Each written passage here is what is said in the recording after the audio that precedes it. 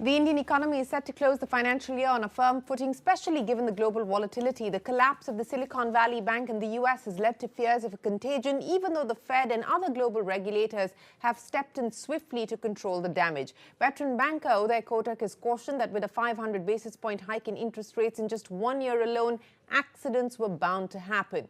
It is amidst this backdrop that business leaders and policymakers are meeting in the capital for the CII Partnership Summit to get a pulse check on the mood of corporate India. I'm now joined by the president of CII, Sanjiv Bajaj. Sanjiv, always a pleasure. Many thanks for joining us here on the program. Let me start by asking you about how fearful corporate India is in light of the developments that have taken place over the weekend, especially in the US, Silicon Valley Bank's collapse, and then, of course, the swift damage control by the Fed and other global regulators.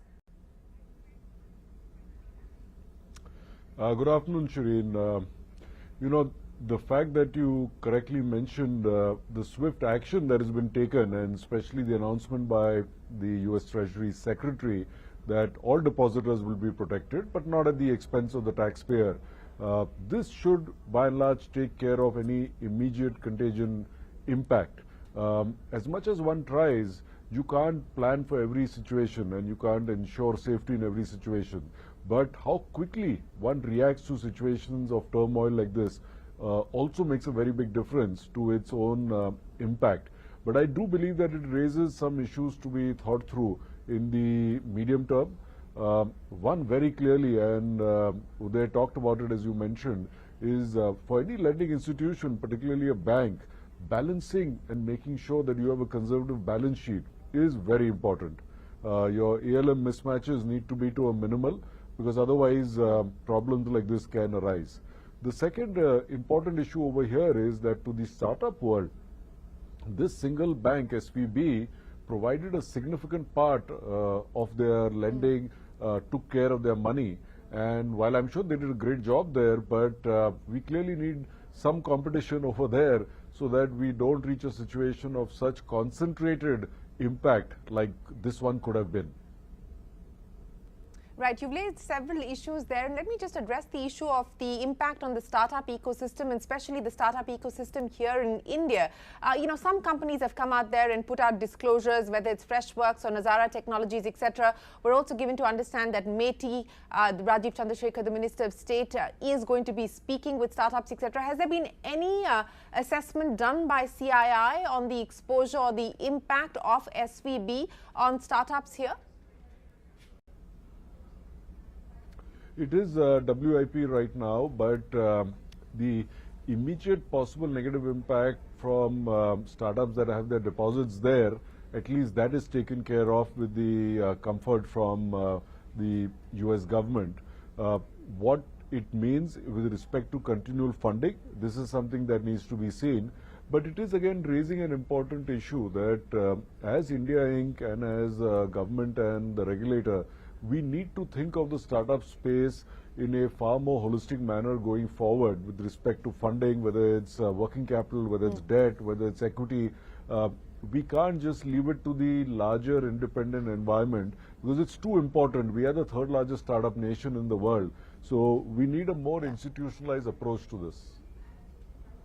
Okay, Sanjiv, let's talk about interest rates now. And, one aspect that's being discussed at this point in time in light of what's happened with the SVB is that perhaps this may force the Fed to halt, to pause. I know that the industry here in India has been asking the MPC and the RBI to pause. What is the CII view in light of what we are seeing happen domestically as well as globally?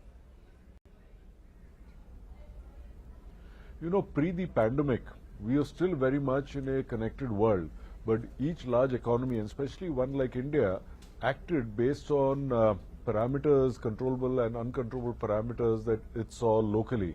The pandemic required concerted, coordinated action, including on interest rates.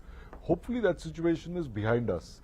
And I think it's if the single one word I have to use, that is decouple.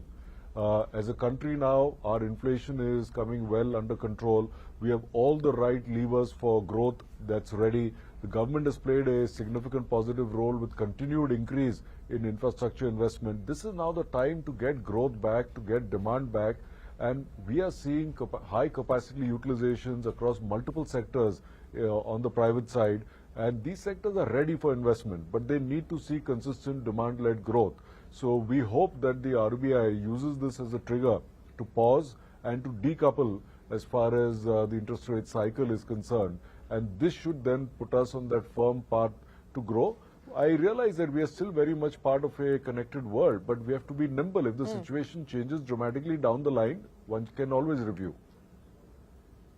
Okay, decouple, that is the message from the CII to the RBI when it comes to interest rates. But, you talked about investments and capacity utilization.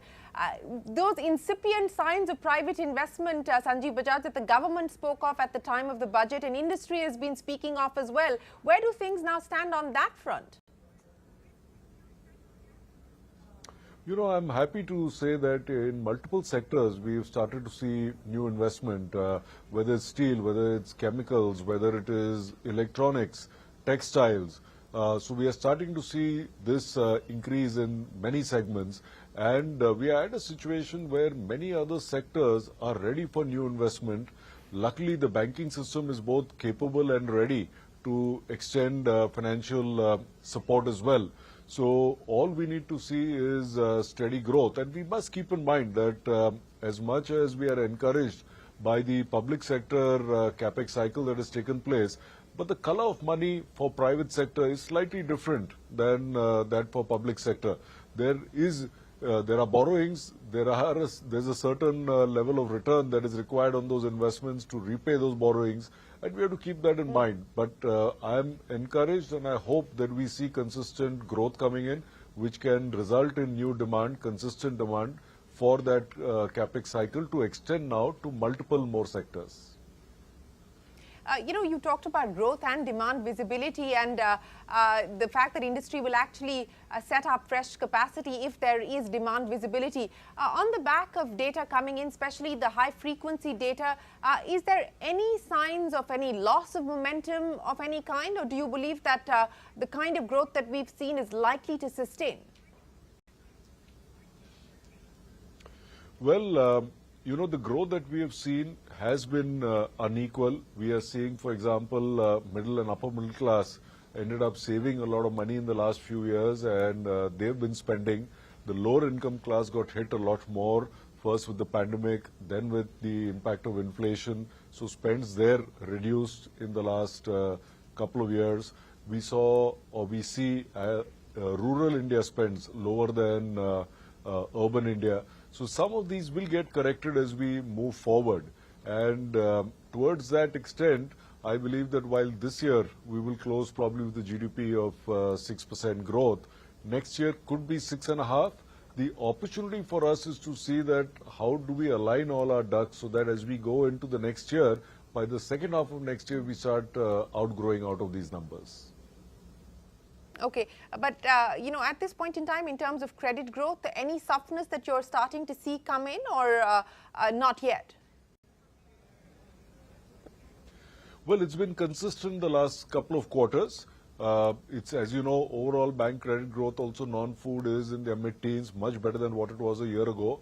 But we need to take it up to its to at least the low 20s. So for that, we need to see many more sectors starting to show secular demand growth. Well, time for us to head into a break. But when we return, we continue our conversation with the president of CII, Sanjiv Bajaj, to get a pulse check on the mood across industry.